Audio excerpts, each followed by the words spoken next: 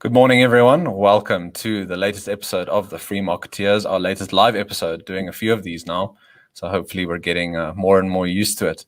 Today, I'm joined by a very special guest, someone I've wanted to talk to on the show for quite a while, someone I've looked up to for quite a few years in terms of his intellectual output and capacity. Today, we have Dr. Frans Cronje. Frans, thanks so much for being here. Chris, good morning. It's nice to be here. You guys are such a great organization.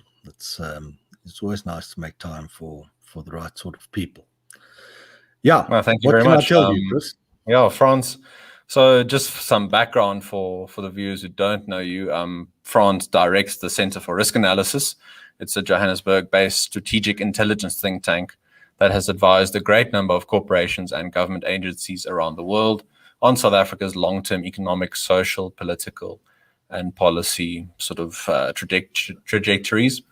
Frans holds a PhD in scenario planning, and he has published 3 books on South Africa's future and authored scores of policy assessments, briefings, reports, and forecasts on the country. His 3rd book, The Rise or Fall of South Africa, was released in April of 2020. For those of you who want to look into the CRA's work, I have linked to their respective channels in the description below.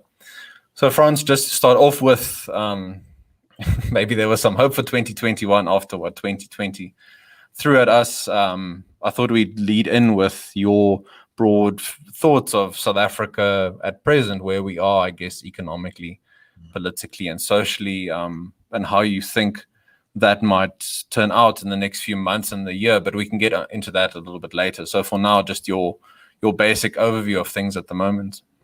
Now, in the longer term, you must start with that. The end point. In the much longer term, I think the country is positioned for a realignment politically and later reformation.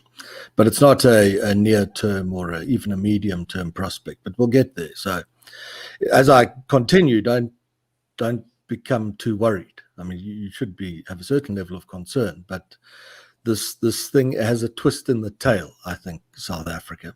And so bear that in mind as I proceed. Well, this morning I thought you would. I came into this expecting you to paint a very rosy picture for me. So if you're going to depress me on a Monday morning, then I might just mute you or something. Okay, what's happened? What's happened here? I think a useful way to think of it is like this. South Africa and its government has run out of a number of things. One is the electricity that it needs in order to grow its economy, raise revenues, rein in the deficit, create jobs, etc.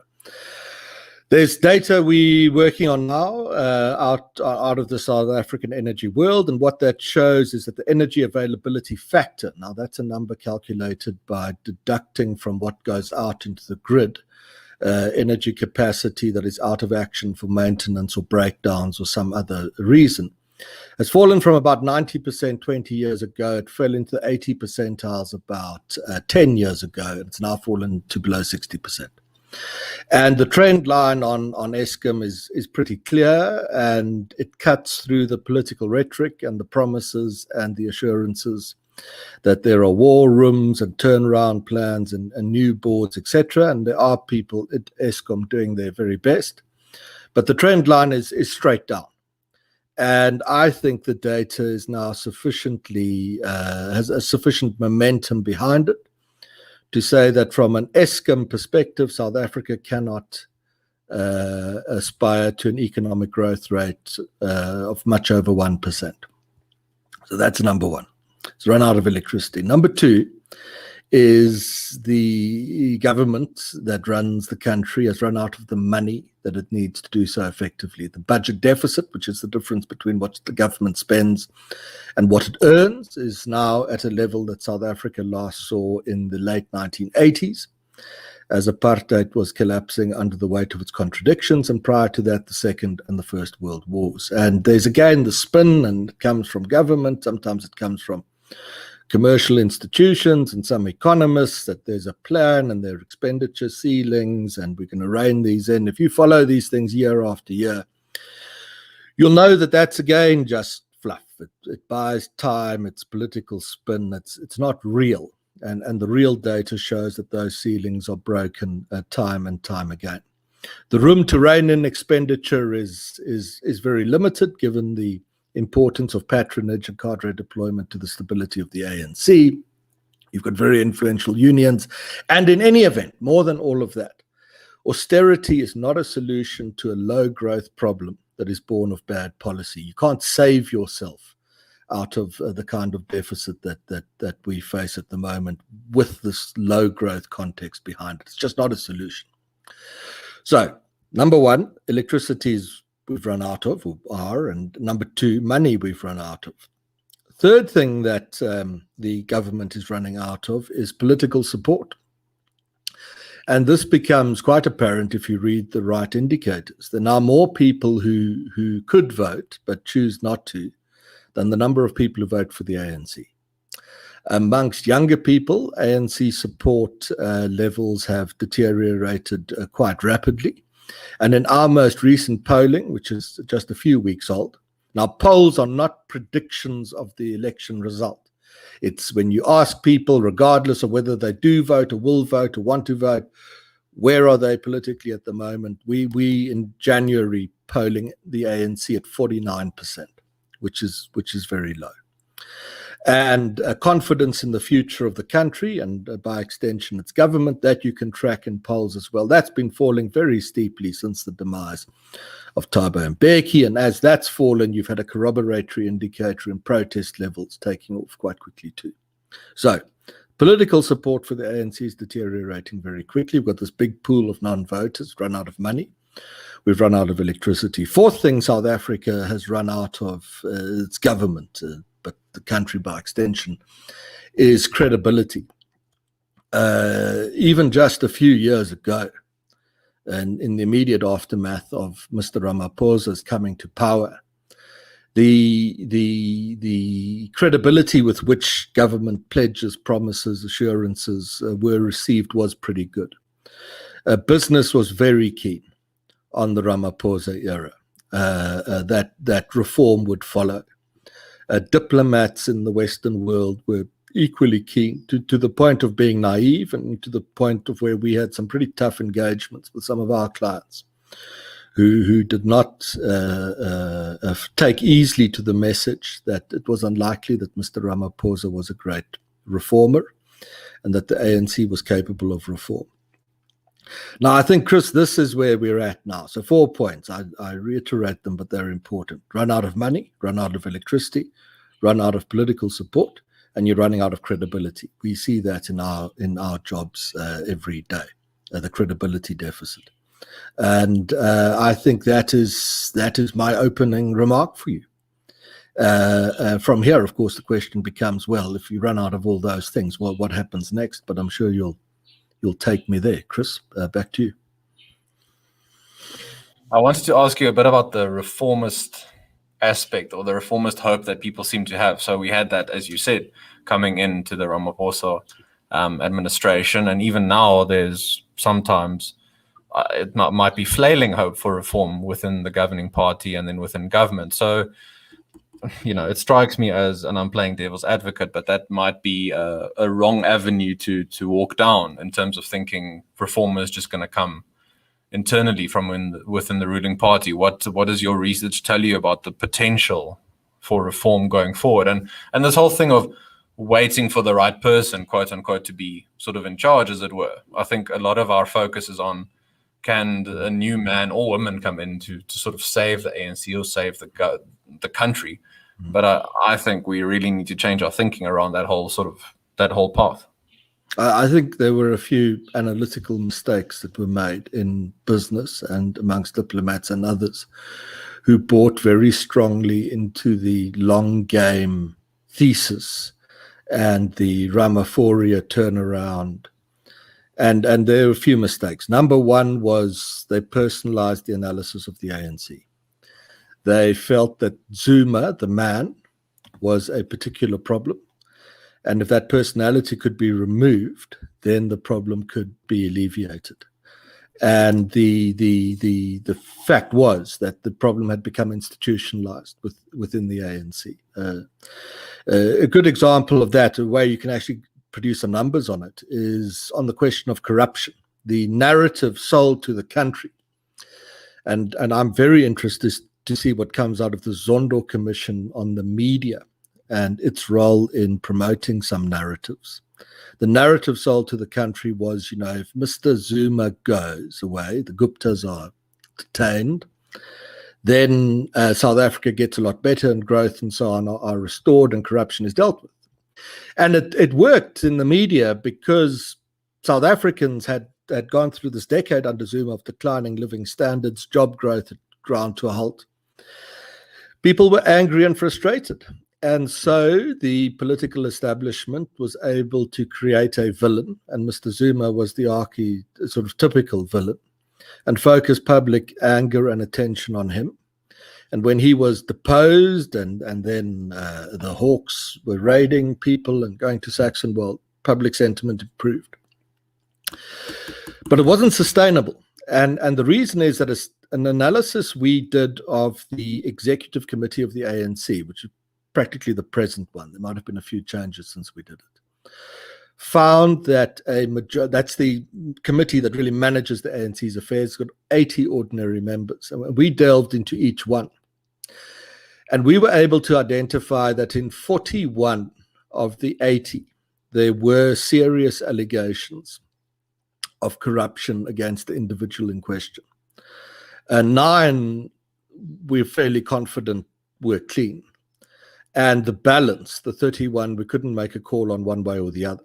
Now, from that, we draw the conclusion that a majority of the management of the ruling party are people who could potentially be sent to prison if South Africa actually introduced the governance reforms that would see mass prosecutions.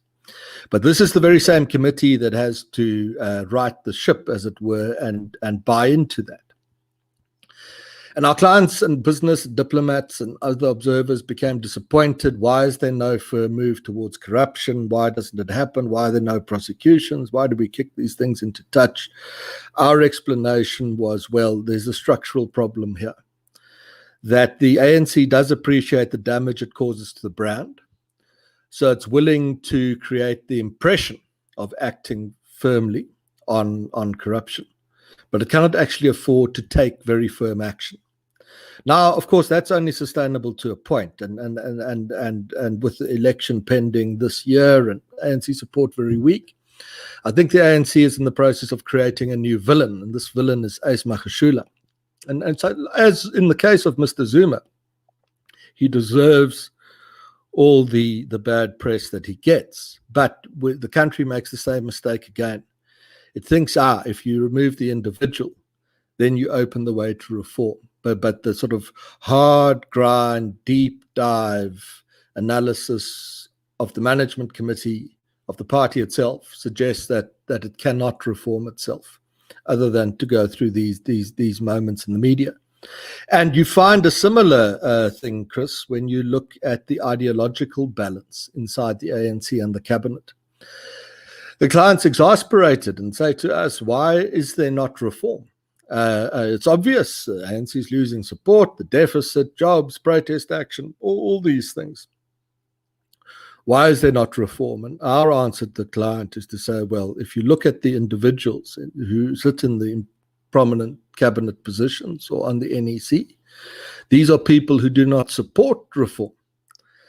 And there's a reform lacks in the country for a lack of reformers. And if I was pressed, I won't name them, but if I was pressed to say how many in that top cabinet leadership or in the NEC are people who would be enthusiastic to drive strong structural reforms, I think the number is less than 5. I'd be more comfortable with a number nearer to 3, of whom 2 I don't think are going to be here by the time of the 2024 election. And you know, you do the analysis that way. Actually go into the individuals, into their track records, read their speeches, understand their positions, and then make the call on the prospects for reform. I think both from a governance and an ideological perspective, it remains very unlikely, regardless of the pressure that builds on this administration, that it will ever embrace the necessary structural reforms to position South Africa as a high growth economy. And then I end for you, then you've got to weigh that against what I told you about the politics and the running out of credibility and the running out of support. And in fact, if you can see where I'm going with this, that the position of the country, just from a sort of cold, clinical perspective, it's just seems unsustainable that the current political administration can continue to hold office election in and election out deep into the end of this decade. And in fact, many of the measures, economic, socio-economic, etc., are starting to suggest that the climate of opinion in South Africa is ripe for a realignment on a scale of what the country last saw in the 1980s and the 1990s. Frans, do you think the current administration sort of bungling of at least some of the lockdown regulations the last year will accelerate, its own demise, as it were, trying to hold on to sand and sand slipping out of its fingers kind of thing? And then on that note, I just wanted you also to maybe forecast how you think the vaccine rollout will go. Apparently today we're getting our first 1 million doses, but I guess we'll see. Yeah, it's done. I think the pandemic management has done a lot of damage. I mean, South Africa's growth rate was already, the thing is, Chris, South Africa was already going into the pandemic in a terribly weak position. We wrote this book last year that you mentioned, The Rise or Fall of South Africa. And the book was written the previous year, as you know, it took a lot of time. And we didn't say there'd be a pandemic, but we did say that what we can see is that South Africa is so fragile from a political, social, and economic perspective that if you apply a very great global shock to it now, it will be one of the most exposed emerging markets, and it will trigger this political realignment, really accelerate. Because the book reached this conclusion that there is this political realignment that's coming for the country. So COVID accelerated that for us, and the management of the pandemic was very poor in its early stages. You can't do lockdowns if you can't do massive stimulus. 2 million people lost their jobs. In an economy where the labor market absorption rate, now this is a much better measure for the labor market in South Africa than the unemployment rate, because absorption measures what proportion of people of working age have a job.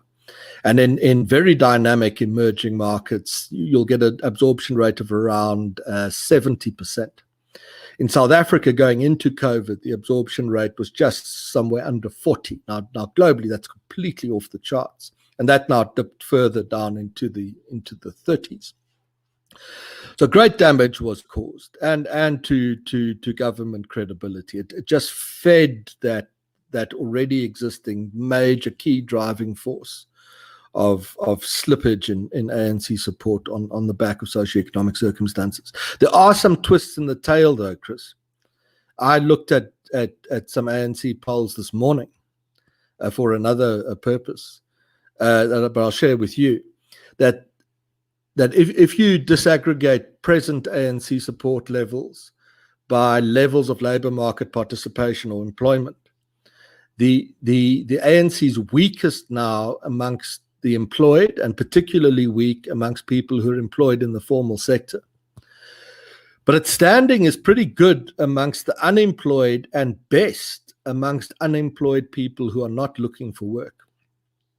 So while I think the long-term trend of low levels of labor market absorption, accelerated by the pandemic response, will harm the ANC in the short run, into the medium term even, that you may see some reversals there, particularly if the party is good at creating the hope in people's minds that this new basic income grant will be supplied, and more welfare. That will work for a time politically. Might even help the ANC in 2024.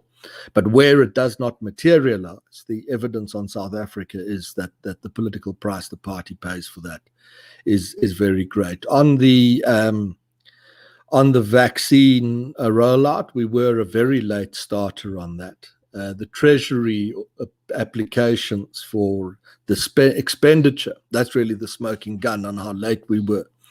Apparently, much of that was only initiated this year. The Israelis, I'm told, paid for their vaccines in April of last year. There has been tremendous political pressure created to procure the vaccine. And I think that has had an effect. Without the pressure always works in lobbying in South Africa. Talking nicely doesn't. You must create political pressure. You must turn public opinion, because that will drive public policy. And I think there is now procurement on the go, but there's a problem in that the government feels that if the private sector played a prominent role in the procurement and distribution of the vaccine, that would undermine the case for and public confidence in the proposed national health insurance scheme, which is essentially a nationalizing of private healthcare. And so whereas had South Africa's private sector been able to take the lead in procurement and distribution, we would have moved far faster on this vaccine. The private sector is now really waiting step by, as much as it's trying to lead from within. Don't know if that's always the best strategy. We're now being held up by the slowness in the government rollout. And I was struck by a comment from the mining industry last week, obviously placed in the media for purpose of creating pressure, that if that industry were just left to its own devices, it thinks it could inoculate or vaccinate all mine workers in the country in a period of just more than 1 week, which I think is perfectly plausible. So the risk now that the procurement has belatedly started, the risk now is the government is going to try and manage the rollout. And that does not bode well at all. And it's a comment too, Chris, a very useful one for how sometimes our clients say to us, you guys talk about this ideological stuff, and does it matter actually? Do we need to bother with it or learn about it or take it into account in strategy? I don't think there is a better example of the price a country pays, or the price this country pays for ideological obstinacy than the delayed vaccine rollout. And given the weakness with which South Africa entered COVID and the weakness from which it will emerge, there was, it's a great missed opportunity, because if we had been an early vaccinator and our private sector could have ensured that happened, we would have had a tremendous step up on the way to economic recovery in the world. The fact that we're going to be a late vaccinator exposes us to the risk of new mutations that might not be dealt with effectively by the vaccine, and holds out the risk, both mutations and delayed rollout, that we'll become a vaccine laggard and the world will cut us off as it begins to recover more quickly. And that is just about the worst nail in the coffin that could be added to South Africa's current economic and political outlook. If you have a short-term outlook, or if you are a very staunch ANC supporter. If you have a longer-term outlook, and the future of the ANC is neither here nor there for you, you don't have a history in it, you don't, etc., then this vaccine delay simply is a new accelerant of the move towards this great political realignment that I think sits on South Africa's horizon. Chris?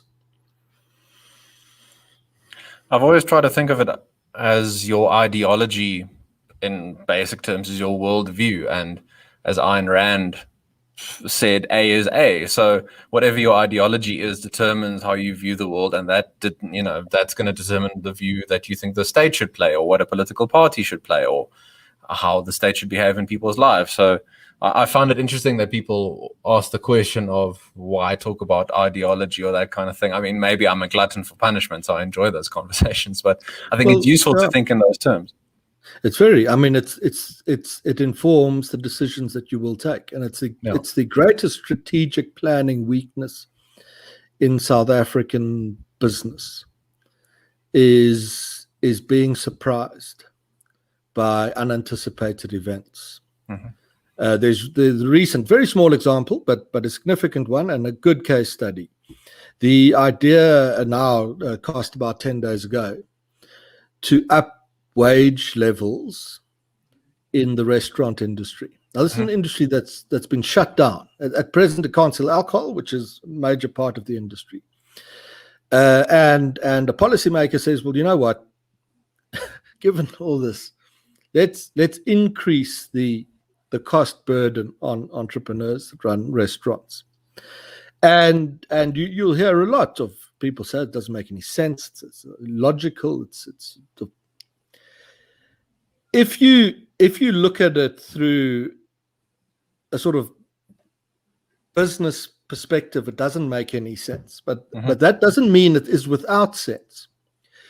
The mistake a lot of South African businessmen make is they continue to insist in looking at the world and the government through a perspective that they hold, that business holds as the correct one.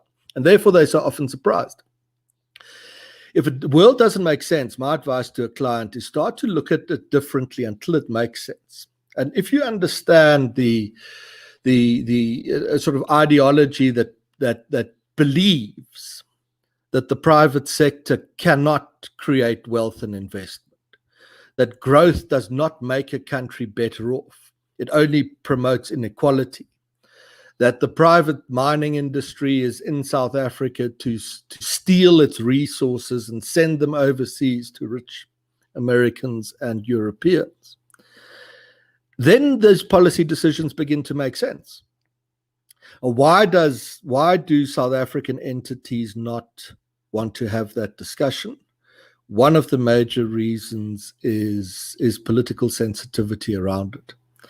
And there's a wonderful example. It's quite an old one now, so you can share it. I won't say from whom, but it was quite a prominent business group where at a meeting, someone said, the problem is that Rob Davies, who was then the Minister of Trade, I think, is a communist. And the chairman said, completely unacceptable to say that we will not accuse anyone of being a communist.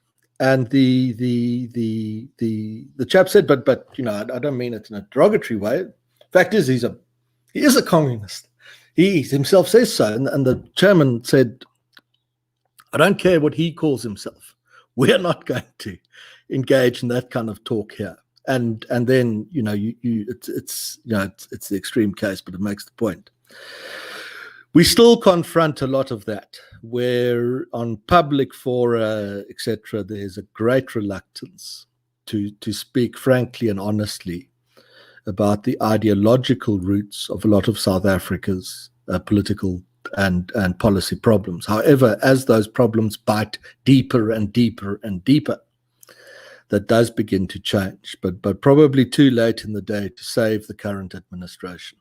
It's probably just going to be used as part of the diagnosis in the longer term of why the current administration later wasn't able to sustain its national majority. Chris?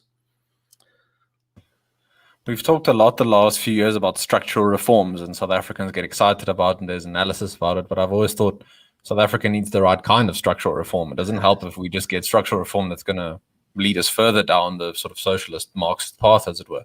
So I wanted to ask you, you touched on the NHI. Any other major policy projections that you have for this year and a bit longer term that you think will definitely get implemented, either positive or negative? Well, I'll tell you what I think is necessary, and then we can see whether it's plausible. This is a good point that you raise, because it's easy to say reform. We support reform. There are journalists who support the government's reform agenda. But if you ask them, what is on that agenda? Extraditing the Gupta family is good and well, but doesn't take you back. Fixed investment to GDP for South Africa has been falling very rapidly over much of the past decade. You don't arrest the Guptas, investment doesn't automatically come back. Few things need to be done. One is you need to free up the labor market. The labor market absorption rate, I've mentioned it already, is so amazingly low that there is no way that it can be raised at all necessary rate. Think it this way. What does it mean? If you want to reduce the black unemployment rate in South Africa to the white rate, and the white rate's quite a good benchmark of things, because for much of the past 20 years it's been lower than North America and Western Europe. If you want to reduce the black rate to the white rate, you've got to double the number of black people with a job. That means you need to, let's say, how long would you want to do that in? A decade sounds like a good political promise. That would mean a job creation of 1 million net new jobs a year for the next 10 years. And the rule of thumb, which is remarkably good for South Africa, is that the country creates about 100,000 net new jobs per year per point of GDP growth. So that would suppose, just show you what the math is, sustaining an economic growth rate of 10% for the next decade. We'll be lucky if we sustain a positive growth rate for the next decade. So you need for wholesale labor market policy reform. That means you abandon the horizontal application of bargaining council agreements. That means you allow right to work policies, the private voluntary contract between an employer and an employee. You've got to abandon minimum wage prescriptions across the labor market.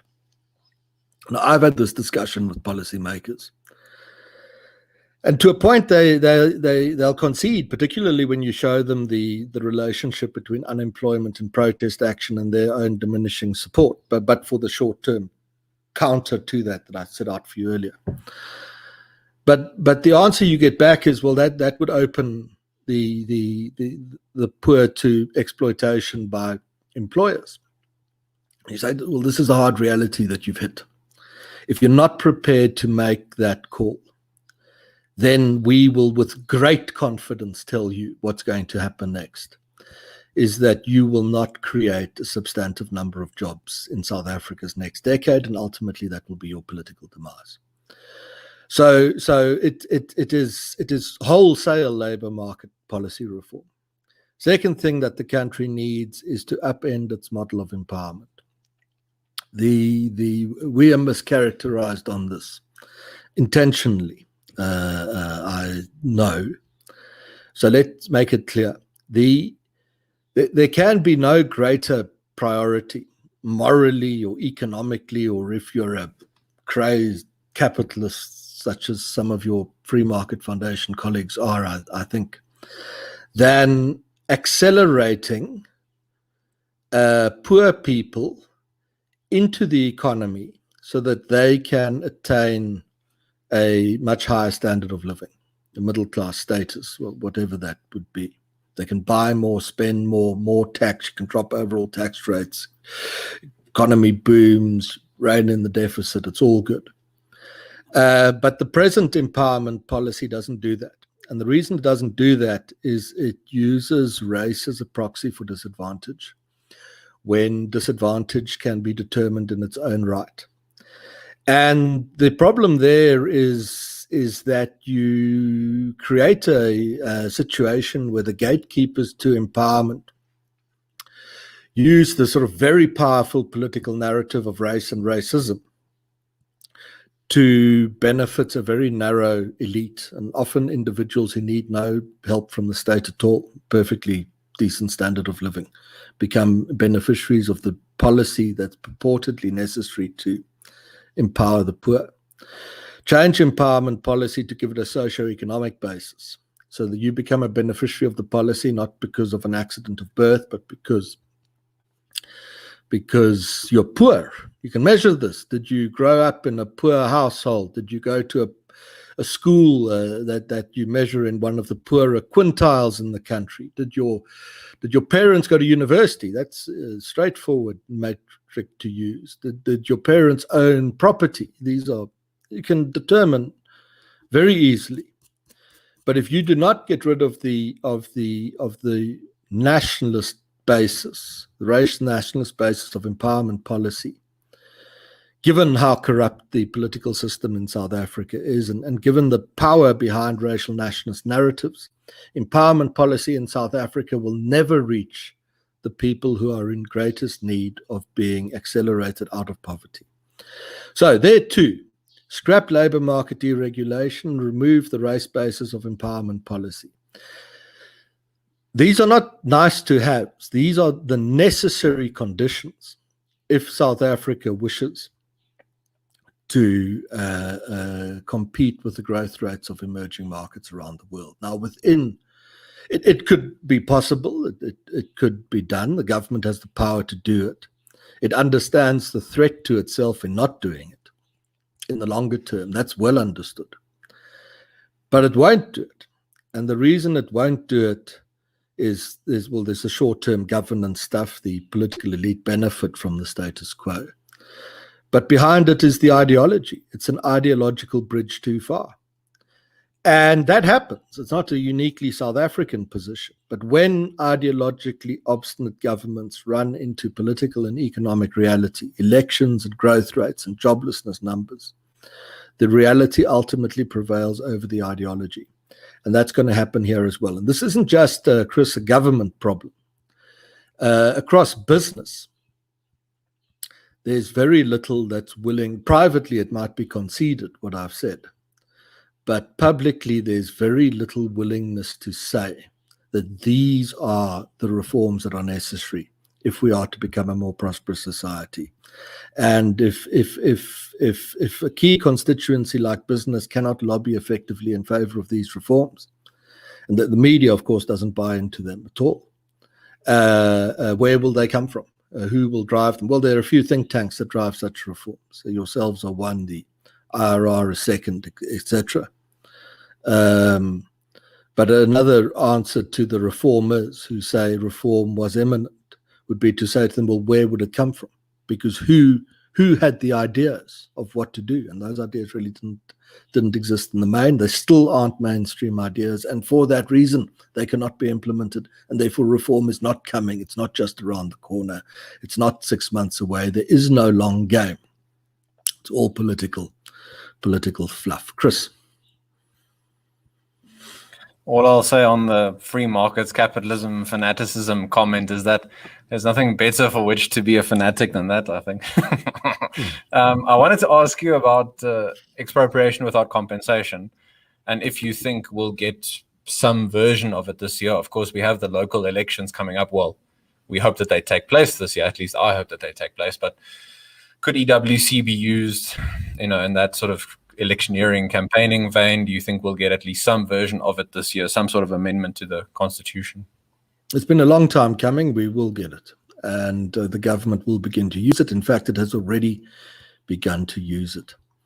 If your pension fund was used to back up independent media's empire, you were expropriated without compensation. If you're one of the sort of pension holders who was told that if you emigrate, you can't touch your money for 3 years, you've been expropriated without compensation. If you are a hawker in the city of Johannesburg who had your goods confiscated by the Metro Police, which remains just one of the maddest South Africa phenomena there is. There's this vast political change on the horizon. There's this desperate poverty, this massive unemployment, and the police arrest people who are trying to run little businesses on the side of the road just to feed their families. It's absolutely insane. Then you've suffered expropriation without compensation. What's changed now is that it's being backstopped legally and constitutionally, and that's being done through the expropriation bill and the constitutional amendment, both of which I think are through this year. The purpose is not land reform. There isn't much demand in South Africa for land reform. There's hype in the media, and the relative elites in our society, people who live in suburbs and have herb gardens, they're very keen on land reform. But South Africa's rural poor and urban poor are not. There's no demand to go back, eke out a living from the soil, partly because many people have living memory experience of what that's like. They want to get away from it and go to cities and have jobs. And poll after poll after poll shows this very clearly. The ANC's polls made it absolutely explicit to the party. There's no demand for land reform. That's a different point to saying that people who lost property as a consequence of the racist laws on South Africa's past need to be compensated. Of course they do. And they should have a choice. Do they want to take property? Do they want to take money? Do they want to take something else? But that's a societal good. And that's certainly what the Constitution suggests, and that's what politicians suggest, that's what business suggests. And therefore it needs to be financed by society through taxpayers' funding. So what is behind this expropriation drive? There are two things. One, it's a way to inflame tensions between people. The great fear of every government that has governed here for the last 400 years, that has got into trouble, is that the moderate majority of South Africans might unite in common cause against it. And divide and rule has worked spectacularly well. And expropriation without compensation is the divide and rule question, because although some of the extreme activists will say it, many won't, that what it basically says is the reason for black poverty is relative white prosperity, and we'll punish the whites as a consequence, and you'll feel better. It works politically, it inflames things. Even sensible people who are on the same side and should be, when they start discussing this, they turn on each other. And that's politically very dangerous. So that's one reason for it. The other reason for it is that the government is running out of money. And the cadre deployment networks that are so important to the internal unity of the ANC, practically, if your colleague stops getting his tender or his job or whatever it is, he'll become very unhappy. That will start a fight.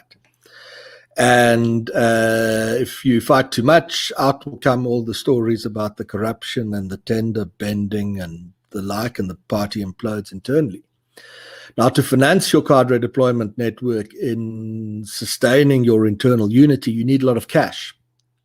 And for 20 years, that cash was available through the fiscus. South Africa's economy grew quite strongly. It even had a budget surplus at some point. It could finance these deals, whether they were explicitly corrupt or whether they were classed as empowerment deals. But I said to you earlier that the deficit is now at a depth that the country has only seen at the moments of the greatest crises. And that cupboard is bare. And so the model of cadre deployment needs to pivot.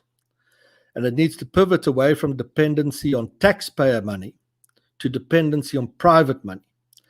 And the biggest pot of private money is the savings of South Africans. And slowly a narrative is built that, those savings just lie there. That's what the activists say. They're not used. Private sector's on an investment strike. None of these things are accidental. They contrive to create a narrative. And therefore, given the desperation of people and poverty, the government needs access to those funds. And what it wishes to do is it wishes to seize those funds and apply them to plug expenditure gaps in state spending in order to keep cadre deployment networks flowing. And they'll come up with great reasons for this. You'll hear of infrastructure plans, etc. It's nothing of the sort. It's financing the cash flows for cadre deployment. And when that starts to happen en masse and pensioners realize that, look, your funds got committed to Eskom without the requisite management changes and it's gone, then challenges will follow. And it will be said, well, this is expropriation of those funds. And to head off the risk that a future legal challenge to asset prescription can succeed, you need the confluence of the constitutional amendment and the expropriation bill, dressed up as they are as land reform measures. I mean, who would argue against that and get away with it? Be banned from Twitter or something. And that is what is going on here. Third reason that is growing in prominence is the understanding that if you're on the political line and you need to undermine in time democratic institutions and the rule of law, the door you walk through first is the erosion of property rights. It's the case study of Venezuela. It's the case study of Zimbabwe. They're the two most recent and most prominent. And you must have no doubt that there are political leaders in this country in very influential positions in the cabinet, the senior leadership of the ANC, who understand the political advantage in eroding constitutional protections that would accrue to them if they're able to get these two pieces of policy through. Chris. Frans, the upcoming State of the Nation address, do you think that can be sort of viewed as some kind of weather vane for what the government is looking at this year, or do you think it's going to be a sort of another showcase of smoke and mirrors, the first one of this year? I don't think you're going to see much solid in there. I mean, we've been looking at meetings that have been happening around that. There's nothing firm on reform that's going to come out. And those speeches have become very weak. You know, Mbeki used to do the sort of poetic State of the Nation speeches, also not with terribly much content, but he had some great content to use. I mean, that surpluses, high growth, jobs numbers up, service delivery was better, I think, than even he understood at the end of his time. No, it will be a disappointment, the speech. Okay, and then, sorry, before I go on to the next question, I wanted to remind everyone watching, please like the video and subscribe to the channel. Please also share the video, and then please go to the Center for Risk Analysis YouTube channel and subscribe to their channel as well to get more of this kind of content from Frans and his colleagues. So Frans, the next question I had for you was South Africa's role or not in the continent or in the world over the next few years. Do you think it's going to take on a diminished role? I have a lot of hope in something like the Africa Continental Free Trade Area, and I hope that South Africa takes some sort of lead on that at least. And we have people like Minister Ibrahim Patel talking about, you know, how good it's going to be, but then I wonder if it's someone like him talking good stuff about free trade. I don't know what he views free trade as. So South Africa in a global context in the next year or so? No, I don't think it will take much of a lead. I mean, it can't lead itself. So it's those who can't do those who can do, those who can't teach. I taught for a time at university, so it's not always true that the we'll move past that one quickly. Right. I think you've given me the global context gap, and I want to use it like this. 25 years ago, when South Africa was on the brink of the great reform, there were two really important influences in favor of the country's success. The first is that China was still on that upward tail end of the Deng-inspired reform era. And the advice that South Africa would have got from China did get was, yeah, you can open up, you can begin to compete. This is the way to success and prosperity. And the Chinese did put that to the ANC and to Mandela. And I think it was very influential. Now, China faces the prospect of insurrection at home. The middle class becomes frustrated. Hong Kong showed the risk to China's mainland of young middle-class people with access to information beginning to challenge the authority of the state. And it's for that reason that the Chinese cracked down so harshly on Hong Kong, and why the Xi administration is cracking down so harshly on dissent within China itself. And so South Africa won't get the same advice from China it would have got 25 years ago. 25 years ago, the Western world still believed in liberty in the main, etc. But that has changed in the era of critical race theory, and that has changed in the era of Black Lives Matter. And the sentiment that carries the Biden administration to power is one of greater protectionism, greater state control, greater regulation. And I think it's an administration that in its decisions on taxation and on the environment and on labor will undermine American ingenuity and competitiveness over the longer term.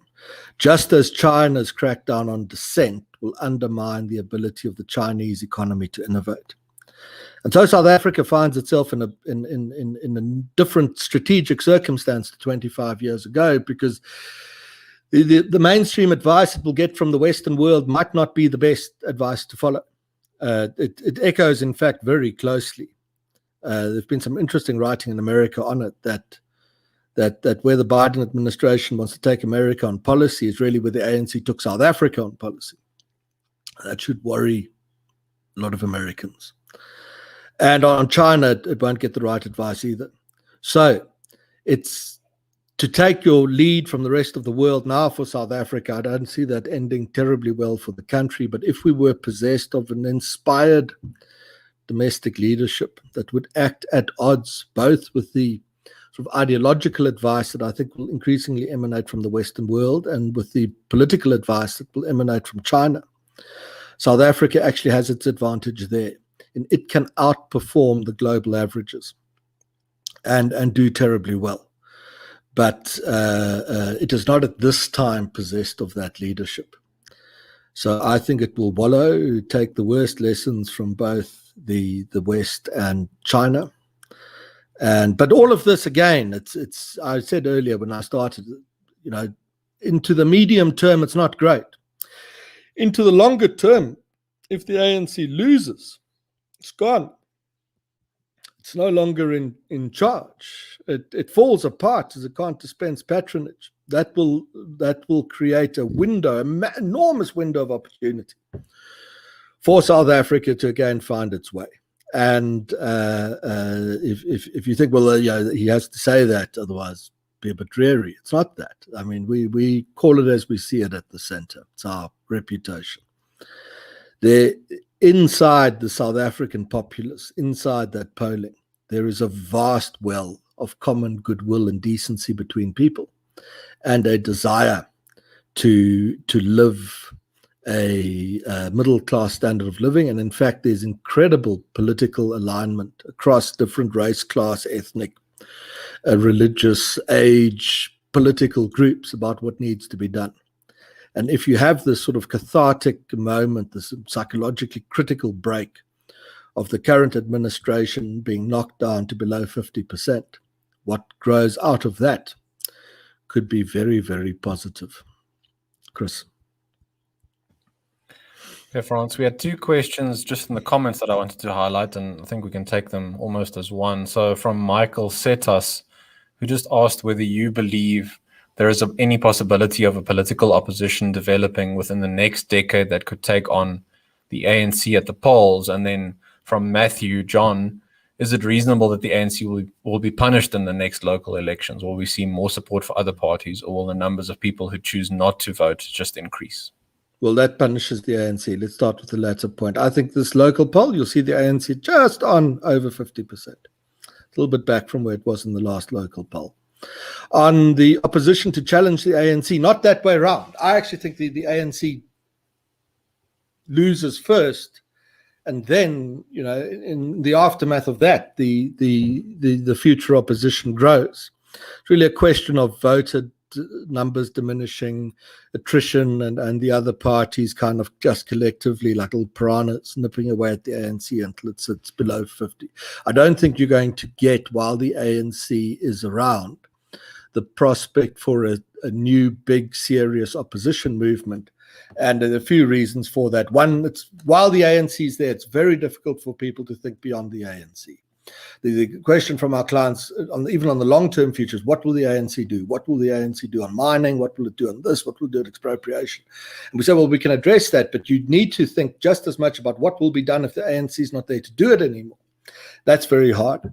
Secondly, while there is any hope that the ANC might turn around, and I think it's forlorn hope now, given the structure of that organization, the political money will continue to flow into what little crevices of reform are eked out of the ANC itself. It's only once it's gone that the backing, because politics and money go together. You need a lot. And if you, be wary of putting a number on it, but if you committed X billion rand to the 2024 election, I'm pretty confident that you could influence, determine a result of ANC support way below 50%. And by 2029, I'm pretty sure you could command a result where someone new, brand new, was in charge. I don't think it's going to be any of the existing players, though. So the trajectory, in answer to your guest's question, is attrition eats away at the ANC. It's below 50, a few years of shambolic coalition, big psychological break has happened, massive funds become available to back a new movement. If that movement is aligned to resonate with public opinion, which is far more center-right than many people think, it can win in 2029. And if you want the best case for South Africa now, a realistic best case, I think the best case is that in 2029, South Africa is governed by brand new political leadership. They don't exist. They don't have the origins in the older parties. They command the coalition, or they have an outright majority. And in terms of policy, they essentially take, in many respects, their blueprint would be gear. And what happened under Mandela and Mbeki, minus the strategic mistakes Mbeki later took on race-based policies, which sunk him and others. It's really a return to the essence of gear. And the ANC did well. At the end of the gear era, Chris, the ANC was 10 percentage points stronger in an election than what it had been at the moment when Mandela led South Africa to freedom in 1994. And that lesson, you can show it with the supporting data to the ANC leadership of today. They concede that you're probably right, but they can't go back there because it's an ideological bridge too far for them. Chris?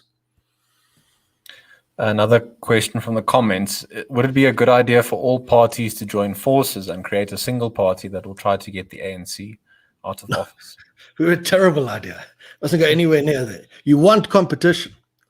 If they all join into one, this is, I often get this, can't they all join, or can't all the activists join one organization? No, absolutely fatal. Then politically, if you're a rogue state security operative, as we hear about at the Zondo Commission, all you need to do is infiltrate that one organization, turn its leadership and its ideology, and you safeguard the present administration from threats. No, have a plethora of smaller operators, let them hold each other to account. And then the lesson of the DA of the last 10 years is that it itself needed to be held to account, lest it would have collapsed into the sort of fluffy middle ground of ANC policy making. No, you want a plethora, but on the right issues, they can come together and vote together. That's the best way. But this new thing of everyone unites against the ANC, if there's not a rogue ANC operative behind that, or wishing to be behind that, I'd be very surprised. Chris? We have a question regarding the possibility of the ANC and EFF going into a coalition. Do you think that's a strong possibility? Perhaps it's a medium-term possibility, yes. And it's, you put that out for a client, and they say, well, that's very worrying because now they're together, the EFF commands the ANC. In the medium term, it is worrying. In the longer term, though, EFF's got to think carefully, because the momentum behind the ANC is straight down at the moment, shedding supports like a comet, pieces breaking off it. If your political strategy is to bolt yourself to that falling comet, it's going to take you down with it in the end. The EFF has the advantage now. It can say, rant and rave, promises to people. It's got no responsibility for governance or the consequences. As soon as it becomes a governing party and its promises don't materialize in a better life, if it has not in short order wrecked the constitution so that it can govern with impunity, its star will plummet at the same rate as the ANC's, and you'll end up with a sort of two birds with one stone outcome. Chris. My final question to you, unless any more come in from the comments, and please, everyone watching, if you have anything to put to Frans, please comment that now. I wanted to ask you about the possibility of secession, any secession movements in South Africa, whether you think that that could happen or not. I mean, at some point, if you're serious about secession, you probably need to take up arms. I think it reaches that point, I would think. But do you think that that could happen, that sort of breaking up of South Africa, as it were? Not like that. No, who's going to take up arms and against whom? It's not true at all plausible. And nor is this entirely looking at a map and drawing your line like Aldean Smith and saying, here we are, UDI, declare independence for, I don't know, the Coffee Fontaine or wherever it's going to be. It's not going to be like that, I think. More likely is that independence will be achieved in a de facto manner, as it already has in so many communities around the country that have lessened their exposure to the consequences of a failing state. Many people, for example, have exported some of their wealth. You don't follow our advice. Go talk to your advisor before you do anything. But they've moved into the dollar. And so they think their wealth is in dollars, their future's in dollars. They've really exited the rand. There are now a multiple of private security guards relative to policemen in South Africa. That wasn't the case in 94. And that is the elites limiting their exposure to the failures of the state. Do your own refuse collection, medical aid, schools, etc. By the time your money's offshore, you run a business that is as ours online. You talk to clients here and around the world. You make use of private institutions.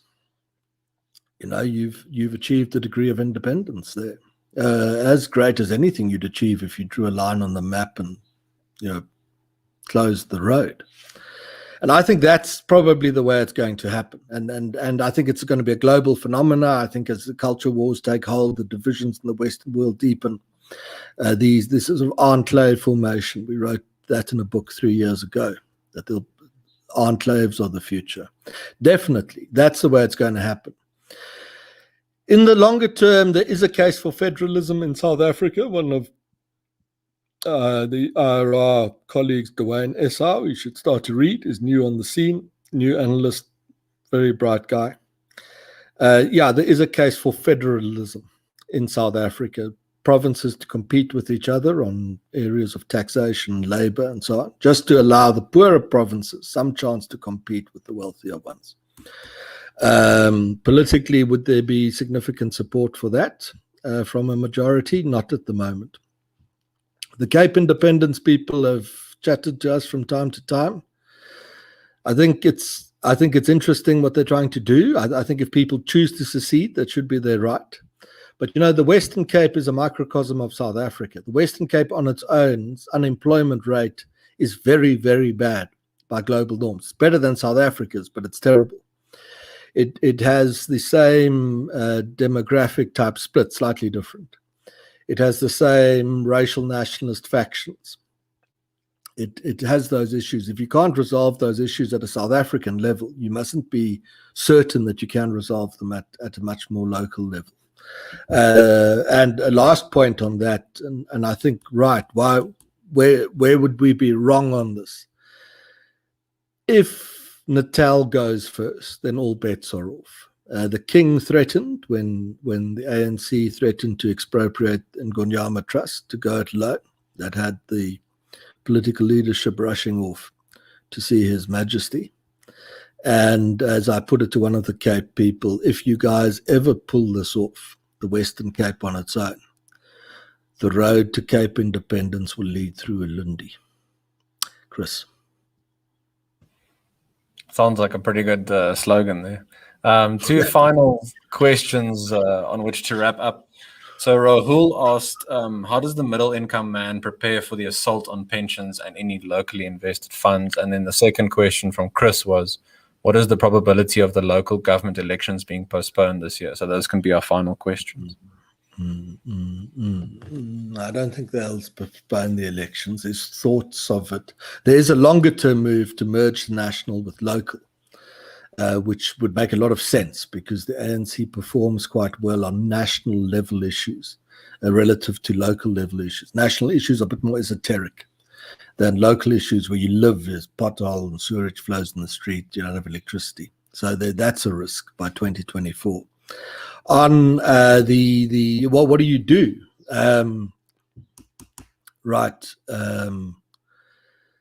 You need good information. Firstly, if you listen to any analyst, look at the track record. Have these guys got it right? Did they tell you Ramaphoria was going to happen? Did they tell you the currency was going to strengthen back to 11? Did they tell you, the growth rate would be 3% by now? Did they tell you that corruption, mass prosecutions would happen? If they told you all of that, be very wary. Be wary too of the advice that you get from large institutions. If you're the chief economist of a large financial institution and you tell the hard truth about where the economy is going, you will create a shock in markets. And I'm sympathetic to that. And also recall, in these large institutions, the senior leadership is remunerated in options and various things that vest over time. So sometimes you don't get frank analysis. And then you've got to introduce the political correctness issue as well, where it's difficult to say what reforms must be done because it's politically too hard to say, that you must turn empowerment policy on its head. So get access to good information, number one. And from a track record of getting things right. Second thing you must do is, if you imagine a matrix, it's a horizontal and a vertical line with 4 quadrants.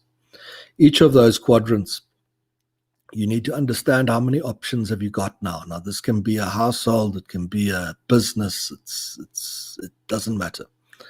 Your first quadrant is your assets. Where are they? What are they? Where are they? Are they, all denominated in rands and property in South Africa? You're in the American stock market, be careful, it's terribly high. And you want to have as many options as possible across asset classes, regions, currencies, etc., to mitigate against shocks, global and domestic. Your second quadrant is your kids. What are their prospects? Are they very well educated? Are they getting excellent qualifications? Will they be globally in demand or not, in which case? Then there's your own career. What do you do and who do you do it for?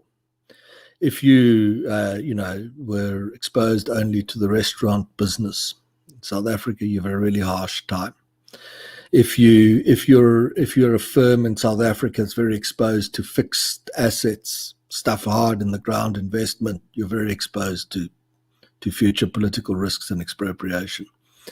If you're a dynamic company, your intellectual property is your greatest asset, you're nimble, can work here, anywhere in the world, you're much better positioned. And lastly is the question of where in the world you are.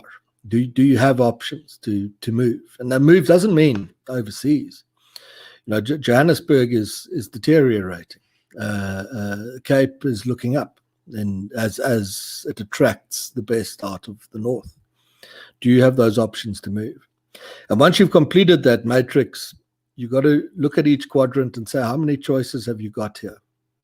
And if you've got very few choices, you're running a very, very high degree of risk, because what other people decide and determine in the union buildings, etc., is going to determine everything that happens to you.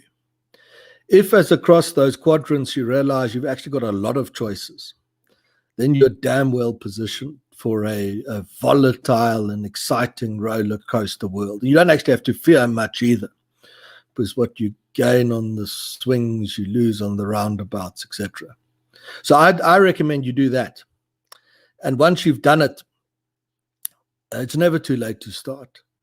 Look at your choices and options and make your strategy to create more of them if you have very few.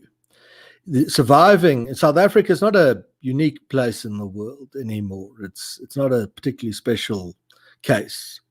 It's a hugely volatile environment. And if you want to survive in volatile environments, you do so not by knowing exactly what's coming, but you do so by creating choices, lots of them. And the more choices you have, the more robustly you are positioned. And once you've got the right sort of number of choices, you don't actually have to worry terribly much because you're very, very strongly positioned. And that's what we try and do for our clients, try and take them to a position where they are so robustly positioned. And it's possible. Doesn't matter who you are. That's the advice, Chris. And from me, if that's the end of us for this morning, just say thank you very much to you guys for having us on. And I hope you have a successful year. And thank you to the people who took the time to listen to what we've had to say. Chris. Thank you, Frans. I think that's a very good note on which to wrap up. I want to thank you for your time and your insights this morning. Always a pleasure and a privilege to get to listen to you analyze all sorts of things. To everyone who joined us this morning, we hope you found value in this episode. Please remember again to like the video. Please share it on your different social media channels and also subscribe to the FMF's channel for more content like this in the future. And we also recommend that you check out the Center for Risk Analysis. Go to their website in the link below. You can find all of their products, their weekly risk alerts that Frans does quite often, where they give very good insights into all sorts of risks facing South Africans here from the government and from external forces. So on that note, we'll wrap up. We thank you again for your time, and we'll chat to all of you again very soon. Bye-bye.